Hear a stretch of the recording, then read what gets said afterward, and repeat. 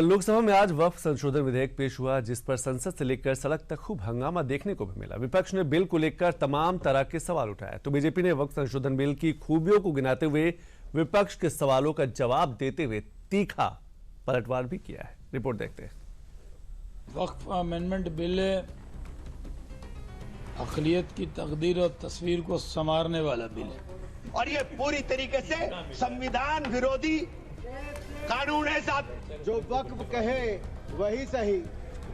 इस बिल का मकसद सिर्फ विवाद खड़ा करना है कि ये लोग मुसलमानों को केवल वोट बैंक समझ करके यहाँ पे भाषण कर रहे हैं, एक तुष्टीकरण कर रहे हैं। को बर्बाद करने के लिए बिल लाया जा रहा है। ये कहना कि न हम सफर न किसी हम नशी से निकलेगा, हमारे पाँव का कांटा हम ही से निकलेगा। कोई भी किसी का भी न तो ईमान खतरे में है, न इस्लाम खतरे में है, न आस्था खतरे में है।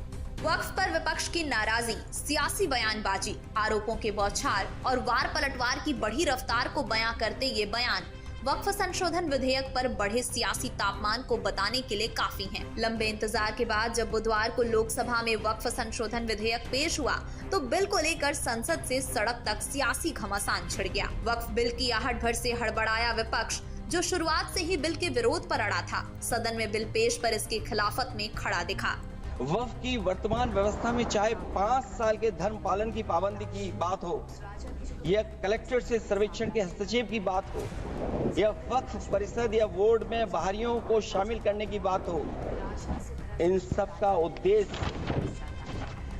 मुस्लिम भाइयों के सार्वजनिक अधिकार को छीनकर उनके महत्व और नियंत्रण को कम करना है।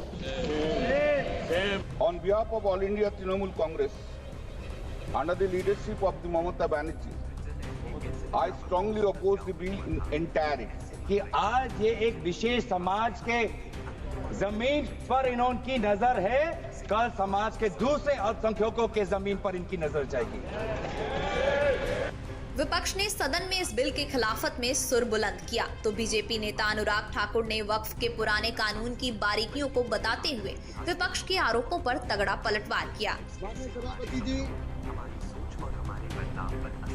वक्फ को बदलने का वक्त आ गया है, क्योंकि ये अत्याचार और भ्रष्टाचार का एक ऐसा अड्डा बन गया है, उसको खत्म करने का और बदलने का समय आया है। भारत को वक्फ के खौफ से आजादी चाहिए, क्योंकि यहाँ पर ये जो पहले कांग्रेस के जमाने में बना वक्फ का कानून है, वह उसका मतलब तो यही था, खाता ना वही जो वक्फ कहे वही सही।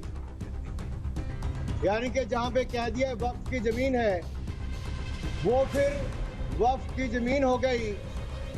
वो जिम्मेदारी उनकी नहीं है कहने की, बताने की कि ये कैसे उनकी जमीन है, लेकिन जिसकी चले गई वो बेचारा दर दर भटकता है और उसको इंसाफ भी नहीं मिलता है। अशरफ,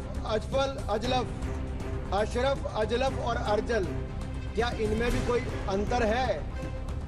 और राहुल गांधी जी से पूछना चाहता हूं, और अखिलेश जी यहाँ पर पहले ज्ञान बांट रहे थे थोड़ा सा, क्या मुस्लिम समुदाय में भी जातियां हैं? क्या भेदभाव है? क्या छुआछूत है? लाल टोपी वालों का मैं बताऊंगा, अभी 2017 में जब आपकी सरकार आने से पहले घोटाले कितने थे? एक नहीं अनेक, लेकिन इनके काले कारनामे आज खत्म हो जाएंगे सर। ये विधायक कांग्रेस की तुष्टीकरण की राजनीति का अंतिम संस्कार करने वाला है, मैं विश्वास दिलाना चाहता हूँ। वक्फ बिल पर जहां सदन में भयंकर घमासान देखने को मिला, तो वहीं सदन के बाहर भी इस बिल को लेकर खूब बयानबाजी हुई। बिल पर विपक्ष के उठाए सवालों पर बीजेपी नेताओं की ओर से भी जवाब आया।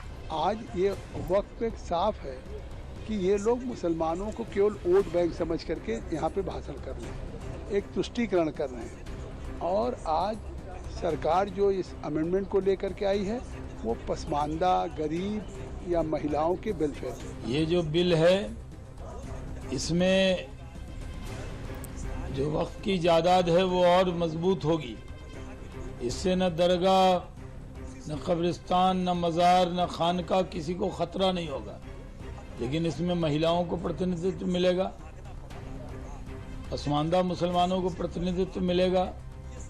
इसमें कहीं से भी जो लोग वक्फ की जायदाद लेकर मोटे मोटे हो गए हैं, और वो वक्फ होता है गरीबों के लिए, यतीमों के लिए ये खुद उखा रहे थे, उनसे जरूर हक छिनेगा। एक है ना कि न हम सफ़र न किसी हम नशी से निकलेगा, हमारे पाँव का कांटा हम ही से निकलेगा। तो इसलिए संसद का ये एक्ट है और संसद ही इसको करेक्ट करेगी। इसलिए जो लोग इस तरह के इस पर जो है वो इस संवैधानिक सुधार पर सांप्रदायिक वार के जरिए इसको हाईजैक करने की कोशिश कर रहे हैं, मुझे लगता है वो गलत है। और इससे जो है वो कोई भी किसी का भी ना तो ईमान खतरे में है, ना इस्लाम खतरे में है, ना आस्था खतरे में है, बल्कि और मजबूत होगी और उसमें सुरक्षा होगी। इसलिए जो है वक्फ संशोधन विधेयक पर आखिर विपक्ष इतना हाहाकार क्यों मचा रहा है, इसके पीछे की थ्योरी को भी समझ लेते हैं। वक्फ की जमीन का मालिकाना हक जिन बोर्ड के पास है, उनको सपा और कांग्रेस जैसे दल अपना समर्थन दे रहे हैं। दरअसल सपा और कांग्रेस को मुसलमानों को अपना कोर वोटर मानते हैं। ऐसे में इस विधेयक की खिलाफत करके वो मुसलमानों के वोट बैंक पर अपना निशाना साध रहे हैं।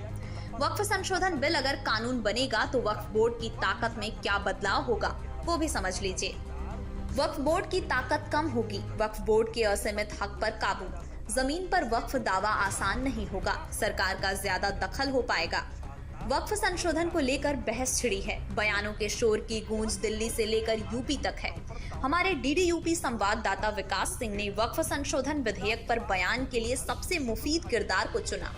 यूपी सरकार में मंत्री अल्पसंख्यक कल्याण राज्य मंत्री दानिश आजाद अंसारी ने वक्फ बिल को गरीब मुसलमानों के हित में बताया है। विपक्ष जो है केवल ये जो शोर मचा है वो समाज को, हमारे मुस्लिम समाज को गुमराह कर रहे हैं। ऐसा अगर पहली बार होता है तब विपक्ष ऐसी बात करते हैं। विपक्ष के ही शासन, कांग्रेस पार्टी के शासनकाल में भी अमेंडमेंट हुए, उससे पहले भी तमाम जो है अमेंडमेंट हुए। तो आज ये अमेंडमेंट क्यों जरूरी है, ये समझने की जरूरत है। वक्फ की जो ज़मीनें हैं, वक्फ बोर्ड की जो ज़मीनें हैं, ये मुस्लिम समाज के बेटरमेंट के लिए, उनके अपलिफ्टमेंट के लिए उसका इस्तेमाल होना चाहिए। यहाँ पे स्कूल, कॉलेज, हॉस्पिटल खुलने चाहिए जहाँ पर हमारे गरीब, पिछड़ा, पसमानदा मुसलमान है, उसको अच्छी शिक्षा मिले, अच्छी व्यवस्था मिले, अच्छा रोजगार की अपॉर्चुनिटी। विपक्ष के इन्हीं आरोपों को लेकर हमारे डीडी संवाददाता अभिषेक मणि त्रिपाठी ने यूपी सरकार में मंत्री रविंद्र जायसवाल से सवाल किया, तो रविंद्र जायसवाल ने विपक्ष की नीयत को ही कटघरे में खड़ा कर दिया। आज वक्फ का बिल पेश किया गया है, उसको लेकर लगातार विपक्ष हंगामा कर रहा है, कैसे देखते हैं? विपक्ष का काम ही है एक वर्ग विशेष को गुमराह करने का। कांग्रेस और सपा के लोग होड़ मचा रखे हैं, ममता बनर्जी होड़ मचा रखेंगी कि मुसलमानों भाइयों के लिए सबसे अधिक कौन बोले, कौन करेगा, और कौन बोलेगा, कौन करेगा, इतना कर चले रहे कि हमें गुमराह कर रहे हैं। यह राष्ट्र के लिए सलीम काल है। और जब वक्फ बोर्ड से बन जाए कानून तो तमाम ऐसे हजारों लाखों एकड़ जमीनें जो उनसे मुक्त होगी, जो समाज के उपयोग में आएगा, जहाँ पर गरीब आदमियों के लिए आवास बनेगा, जहाँ पर कल कारखाने लग सकते हैं गरीब आदमियों के लिए, और जहाँ पर के अस्पताल हो, चिकित्सा हो और आवास, ये तीनों को मिलेगा। ये तीनों पर कब्जा करके लोग बैठे हुए थे गलत तरीके से।